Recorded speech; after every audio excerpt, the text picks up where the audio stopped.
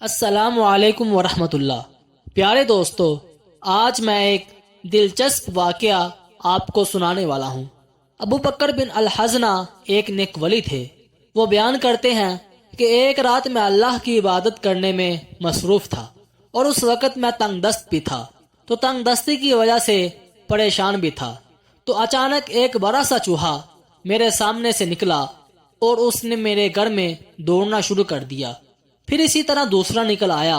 ان دونوں نے آپس میں کھیلنا شروع کر دیا اور میرے سامنے ایک تشت رکھا ہوا تھا، تو میں نے ان دونوں میں سے ایک چوہے کے اوپر اس تشت کو الٹا کر کے اس کو قید کر دیا، اور پھر دوسرا چوہا آیا اور اس نے تشت کے گرد گھومنا شروع کر دیا اور میں خاموش یہ دیکھتا رہا۔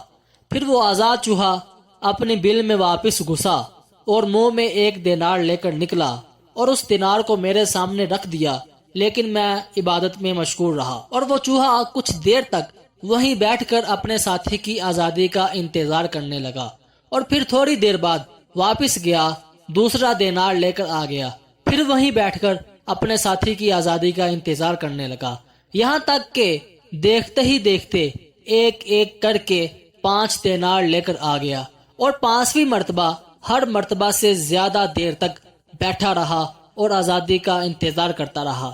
پھر وہ واپس گیا، ایک چمڑے کی خالی تھیلی کھینچ کر لایا جس میں شاید یہ دینار رکھے ہوئے تھے، تو پھر ان سب دیناروں کو اس تھیلی میں ڈال دیا۔